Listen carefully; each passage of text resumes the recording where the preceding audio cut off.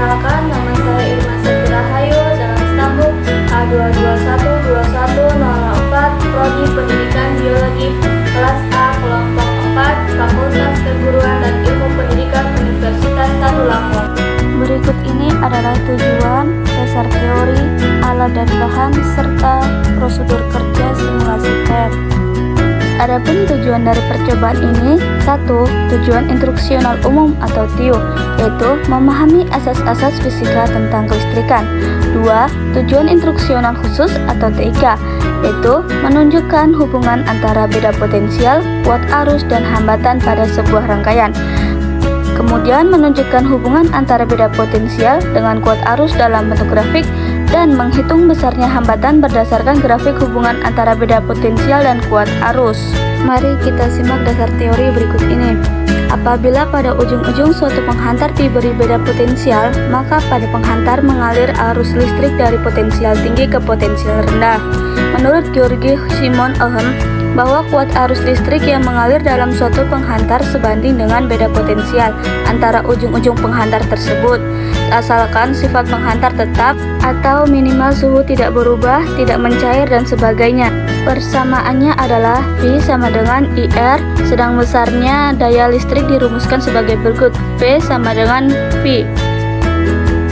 Kita masuk dalam alat dan bahan. Yang pertama yaitu laptop, berfungsi untuk menginstal aplikasi virtual lab atau simulasi PET.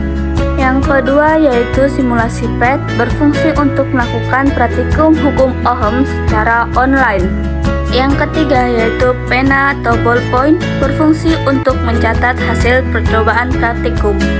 Yang terakhir yaitu lembar kertas, berfungsi untuk tempat mencatat atau menulis hasil praktikum. Baiklah, selanjutnya kita masuk dalam prosedur kerja aplikasi PET. Pada bagian ini kalian pilih lab. Inilah tampilan awal dari aplikasi PET hukum Ohm. Jadi seperti inilah tampilannya. Di bagian kiri bisa dilihat yaitu komponen-komponen listrik yang akan digunakan untuk membuat rangkaian. Selanjutnya di bagian kanan ini ada keterangan show current, kemudian labels, kemudian values. Labels ini menunjukkan keterangan atau bagian-bagian dari alat sebelah situ. Sedangkan values berfungsi untuk menunjukkan besarnya nilai pada alat atau komponen-komponen listrik yang kita gunakan. Ini adalah alat voltmeter untuk mengukur beda potensial. Kemudian ini adalah ammeters untuk mengukur kuat arus. Kemudian ini adalah wire resistivity untuk mengatur hambatan pada kabel yang digunakan. Jadi kita gunakan ini saja yang paling kecil. Kemudian baterai resistance, yaitu untuk mengatur bagaimana besarnya resistansi pada baterai.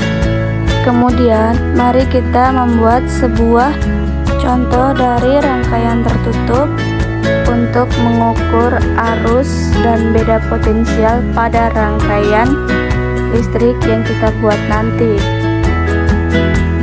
Baiklah, simak penjelasan berikut ini. Pertama, kita ambil sebuah baterai, kemudian ambil baterai, letakkan. Baterai ini bisa dipindah-pindah posisinya. Kemudian ambil kabel. Setelah itu hubungkan lagi kabel selanjutnya. Selanjutnya hubungkan dengan resistor.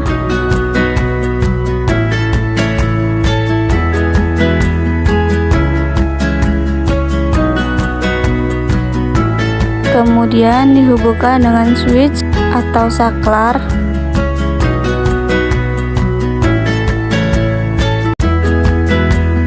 Kabel ini bisa diperpanjang maupun diperpendek dengan cara menariknya saja. Kemudian dihubungkan dengan sebuah bola lampu.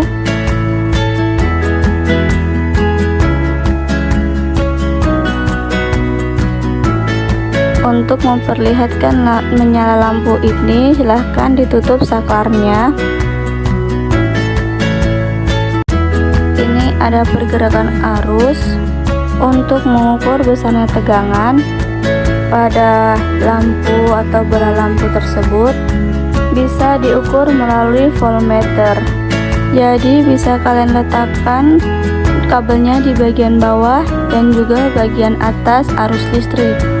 Penunjukan pada alat tersebut sebesar 4,5 volt. Jadi tegangan yang terjadi antara dua titik tersebut sebesar 4,5 volt. Kemudian jika ingin mengukur besarnya kuat arus, maka menggunakan current. Kemudian kita tempatkan di situ, lalu dapat terbaca 0,45 ampere. Jadi arusnya sebesar 0,45 ampere.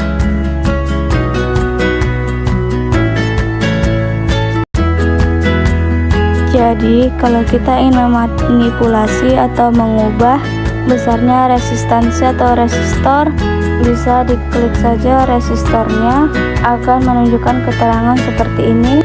Untuk menambahkan resistansi atau resistor, silahkan diklik saja, kemudian digeser ke kanan. Jadi penunjukannya akan bertambah di sini berapa nilai resistansinya. Dan tentu saja pengukuran arus dan beda potensial mengalami perubahan. Baiklah, sekian dari video prosedur kerja praktikum 8 yaitu hukum Ohm. Saya ucapkan terima kasih. Wassalamualaikum warahmatullahi wabarakatuh.